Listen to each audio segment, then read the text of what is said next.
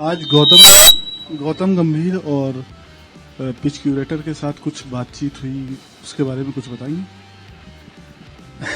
ऐसा I think जब भी हम लोग विकेट देखने गए ना, तो कोचेस उधर खड़े थे, तभी उन्होंने कोई आदमी भेजा और बोला कि थोड़ा 2.5 मीटर इधर से दूर खड़े हो, विच वॉज लिटिल सरप्राइजिंग, क्योंकि क्रिकेट विकेट डे आफ्टर 5 दिन का टेस्ट मैच होने वाला है और जोगर्स पहन के हम खड़े थे, तो वो थोड़ा ऑकवर्ड लगा. Thereafter, the Indian media went to speak to the curator, and it's on camera that he says that the Indian head coach is touchy, and he also says it could be tetchy, if that is the word used, means ill-tempered. And thereafter, he also asks the media if he is a good man. Now, this is the first in my 30 years of covering cricket that a curator is asking about the head coach on camera. Would you react to that? Don't want a diplomatic answer. No diplomatic answer. See, we all have been on the ground enough, played so much cricket, and we all know that curators are little overprotective or little, possessive about the square and ground and all. So what he said about head coach, I don't really want to comment, because that's his opinion, and everyone in this world have their opinions. But I think just looking at the wicket with a rubber spike, just day after there is a test match there, there's nothing wrong. You can't see the people. Curators also needs to understand that the people they are talking to, they are highly skilled and intelligent people. So for example, if you go on the ground now where we practiced, you won't even see that any bowlers in outfield would have marked with his spikes. So we keep spray. So we try and see, and that all comes from head coach, that we'll try and see that this ground also should not get damaged. So when you are working with a very intelligent and highly skilled people, if you sound a bit arrogant or if you come across like, you can be protective, but end of the day, it's a cricket pitch. It's not an antique where you can't touch because otherwise it's 200 years old and it can be broken, So that's what I feel. I mean, that's after a day, we were with rubber standing there. You tell me day after a day, a batsman will be sliding to survive from run out. A bowler will be sliding there to stop the ball. So maybe he's thinking that we are trying to grow the grass. I mean, I don't know. He said that we are trying to get this grass. Next wicket to the center wicket.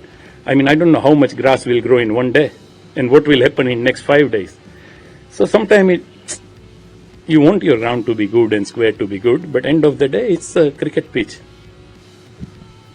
Coach, जब आप लोग pitch देख रहे थे उसी दौरान Brendon McCullum और Rob की ने भी आकर पिच देखा, तो उनको भी ऐसा बोला गया कि आप पिच से हट जाओ, या वो सिर्फ इंडियन कैंप के लिए वो इंस्ट्रक्शंस थी कि आप लोग दूर रहिए, वो कहीं पे भी खड़े हो सकते हैं?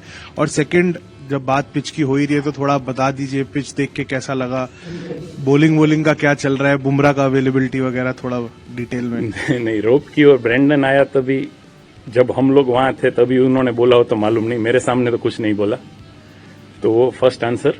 दूसरा कि विकेट में ग्रास है जो नॉर्मली अपार्ट मैनचेस्टर में थोड़ा कम था, बाकी तीनों जगह पे था, वो टाइप का ही है, थोड़ा मॉइस्चर है. सो इट जो टिपिकल अभी तक पहले हम 3 मैच खेले, बट फिर हर एक ग्राउंड का एक सोइल का अपना वो रहता है. तो यहाँ पे बोलते हैं कि नॉर्मली बाउंस अच्छा रहता है, अर्ली थोड़ा मूवमेंट रहता है, देन रन्स भी होते हैं.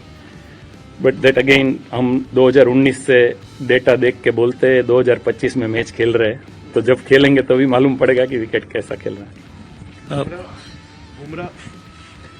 बुमराह इस फिट अभी उनके लोड के हिसाब से.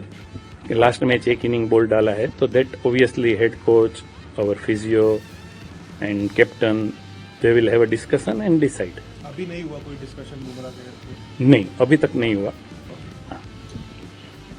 आप बता पाएंगे कि क्या हमारी तरफ से कोई आधिकारिक शिकायत दर्ज की जाएगी इस बात पर, पहली चीज? और दूसरी चीज, जब क्यूरेटर नेट्स की तरफ आए, आपने भी उनको शांत करने की कोशिश की. गौतम वहां पर काफी ज्यादा मतलब थोड़ा सा दिखा कि अब चीजें आउट ऑफ कंट्रोल हो रही हैं.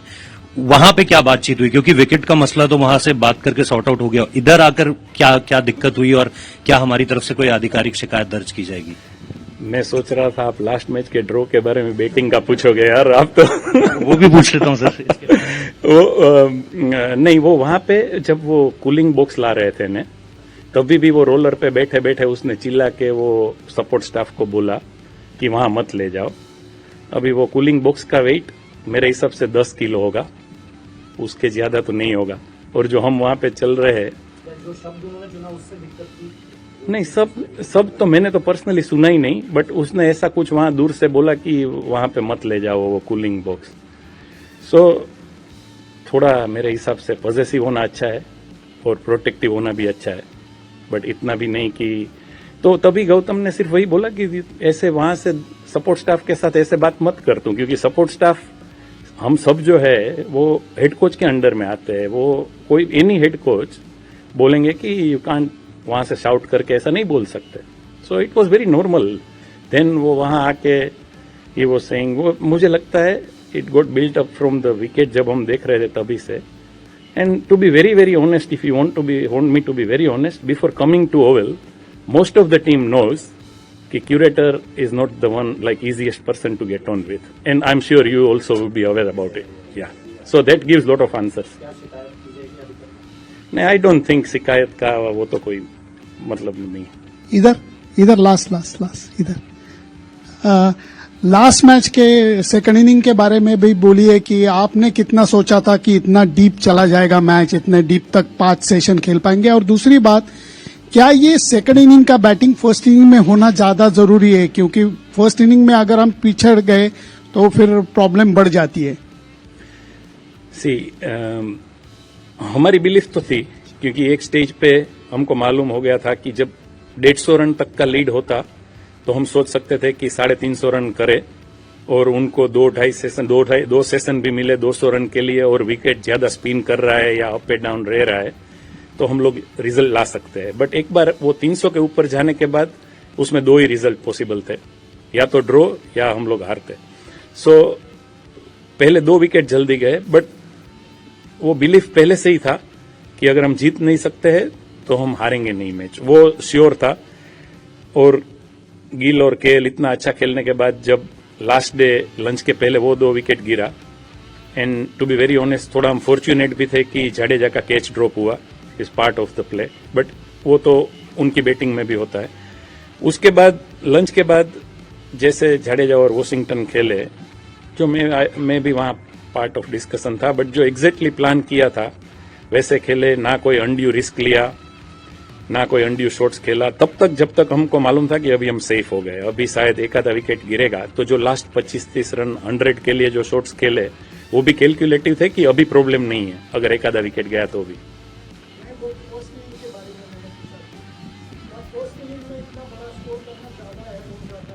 बहुत इंपॉर्टेंट है। फर्स्ट इनिंग में हमारे 3 बैट्समैन सेट होके जो आउट हुए, उन लोगों को बड़ा इनिंग कन्वर्ट करना ही चाहिए। पर दूसरी एक चीज वो भी है कि फर्स्ट इनिंग में उनके बॉलर्स फ्रेश है, डाल रहे। सेकंड इनिंग में जब वो डाल रहे थे तब वो 200 ओवर के बाद बॉल डाल रहे थे, तो वो भी थोड़ा टायर्ड होंगे। बट यस, वो तो 100% है कि हमको टेस्ट मैच जीतना है। तो पहले इनिंग में अगर हम 500 रन जैसे 450-500 रन के ऊपर रन्स करेंगे तो हमारा टेस्ट मैच जीतने का चांसेस बढ़ ही जाता है, और बैट्समैन लोगों को वही ट्राई करना चाहिए। Coach, as ever, thank you for your ability to switch between languages. I apologise for taking you back to the start of the media conference, but could I just ask you for an answer in English, if possible, Yeah.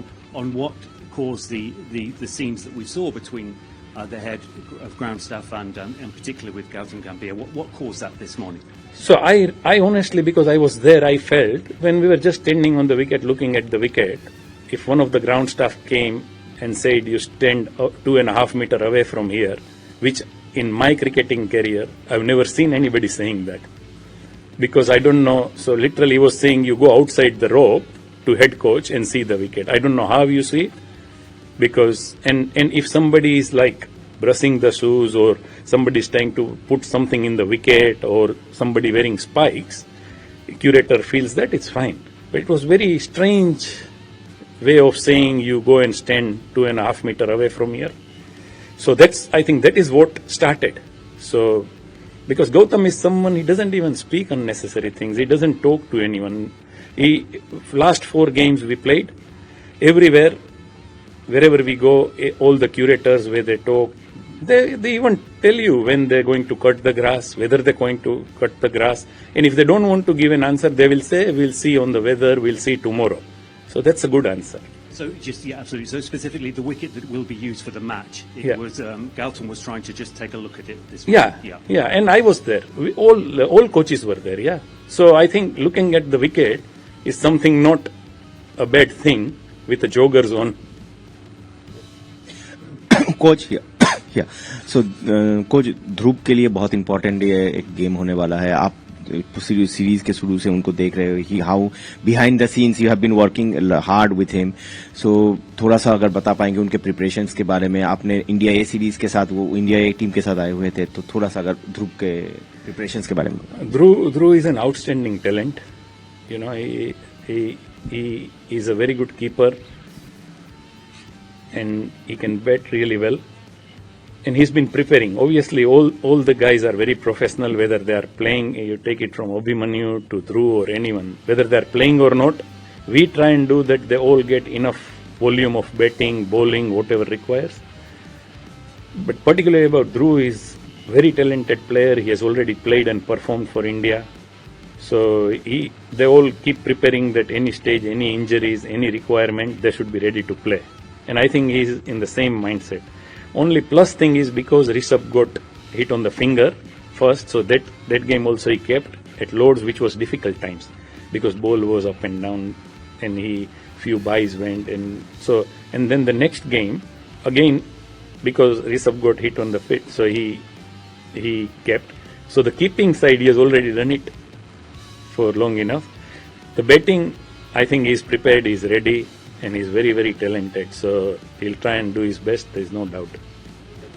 It's been a long, heated, at times combustible series. Is Gautam Gambhir feeling the pressure, feeling the heat? I don't think so, really. No, I think it's been a very, very competitive series, and both the teams, to be fair to England, also played really well. We know that first test also and Lord's test also could have gone either way. So all the test matches went to 5th day. So it's been absolutely brilliant test series so far. But no, Gautam is someone I don't think, I've never seen him under pressure in our playing days to now. So no, definitely not under pressure. But yeah, we wish that our Lord's game we could have won and we 2-1 up and all that we all think. But that's not pressure. That's just going back and thinking that could have we done something different, but that's normal. Nothing about pressure or taking pressure or anything like that. Coach आपने ध्रुव जुरेल पर अभी बात की, लेकिन बहुत सारे बदलाव ऐसे लग रहे हैं कि वो हो सकते हैं. क्या कुलदीप यादव को भी यहाँ पर मौका मिल सकता है, क्योंकि ट्रेडिशनली वैसे भी ये स्पिनर्स को ज्यादा खिलाया जाता है यहाँ पर, लेकिन दोनों स्पिनर्स अच्छा भी कर रहे हैं. तो क्या तीसरा स्पिनर आ सकता है टीम में, या फिर और कोई कुछ चेंजेस क्या हो सकती है? और कुलदीप की तैयारी भी हमने देखी कि पहले गेंदबाजी बहुत देर की, आज भी उन्होंने बल्लेबाजी भी की. हर वेन्यू पर कुछ ऐसा ही रहा है क्या? हर वेन्यू पर वो तो वही मैं बोल रहा हूँ कि जो नहीं खेलते हैं, क्योंकि जो खेल रहे हैं वो अपनी बॉडी के हिसाब से प्रिपरेशन करते हैं, क्योंकि 5 दिन के बाद 3 दिन का टर्न अराउंड, उसमें 1 दिन का ट्रैवल. बट जो नहीं खेल रहे हैं वो तो ऑलवेज आके नेट में सेम ही फर्स्ट टेस्ट से आप देखोगे तो ऐसा ही रहेगा. अभी टीम तो कल captain and head coach will sit down and discuss and decide. So वो तो आज डिसाइड नहीं हुआ है, एंड अगर हुआ भी हो तो it is not my place to declare that, but कल ही डिसाइड होगा. सो प्रिपरेशन देख के आप ऐसा नहीं बोल सकते कि ये प्लेयर खेलने वाला है. नहीं, लेकिन उनकी तैयारियों के बारे में क्या कहेंगे? Kuldeep is an outstanding individual, जो he works hard, you know, he works really hard on his game. And not only bowling, you'll always see him batting, you'll always see him fielding. So ऐसा नहीं है कि वो ये particular आज कुछ अलग कर रहा है. कोच सिराज के वर्कलोड के बारे में कुछ बता पाए? वो तो खुद the way that he is, वो तो हर मैच खेलना चाहेंगे, मगर वो एक लौते बॉलर है जो सारे मैच खेले, तो उनका वर्कलोड कंसिडर हो रहा है, और क्या स्टेटस है उनका? नहीं, उसका सारे बॉलरों का वर्कलोड कंसिडर होता है. मैं लास्ट पीसी में भी किसी ने वर्कलोड के बारे में पूछा था. सो आई डोंट नो कि एक्चुअल वर्कलोड आप लोग क्या समझ रहे हो. सो मैं क्विकली अगर बता दूं तो कि अगर टेस्ट सीरीज के पहले अगर एक बॉलर वीक के सर्टन अमाउंट ऑफ ओवर्स डालता है, कि अगर वो T20 के लिए प्रिपेयर कर रहा है और 20 ओवर 25 ओवर डाल रहा है, हर रोज 6 ओवर डाल रहा है, और या तो 5 दिन 6 ओवर डाल रहा है, तो that is good enough workload for T20 में. सो वैसे टेस्ट मैच के लिए ये लोग जब IPL खेल रहे थे तभी भी बॉलिंग कोच, SNC, वो सब उनके कांटेक्ट में है, उनके पास GPS है, वो रिकॉर्ड दिखाता है कि थ्रू आउट द वीक ये बॉलर ने कितने बॉल्स डाले, कितने ओवर्स डाले, और वो लोग कांस्टेंट टच में रहते हैं बॉलिंग कोच के साथ. सो वो जो लास्ट 4-5 वीक का बिल्डअप है उस पे से डिसाइड होता है कि इसमें स्पाइक ना आए. तो स्पाइक क्या होता है कि अगर एक बॉलर वीक के 30 ओवर डाल रहा है और सडनली पहले इनिंग में आके उसने 35 ओवर डाल लिए, तो उसका लोड का स्पाइक होता है. सो सिराज जितने ओवर्स एवरी वीक अभी डाल रहा है, दैट उसमें ऐसा जरूरी नहीं है प्रैक्टिस का हो, वो लोड मैच का भी है. So then another thing depends कि सिराज खुद को या फिजियोस को या उसके बॉडी को ऐसा लगे कि नहीं I am tired, then they will think about the load. Otherwise उसका bowling load is very high, is very good, तो उसमें कोई स्पाइक होने का चांस नहीं है. कि ऐसा नहीं है कि उसने अब तक 20 ओवर डाला है और ये मैच में 50 ओवर डाल देगा. सो लोड इज एक्चुअली ऐसे काउंट होता है.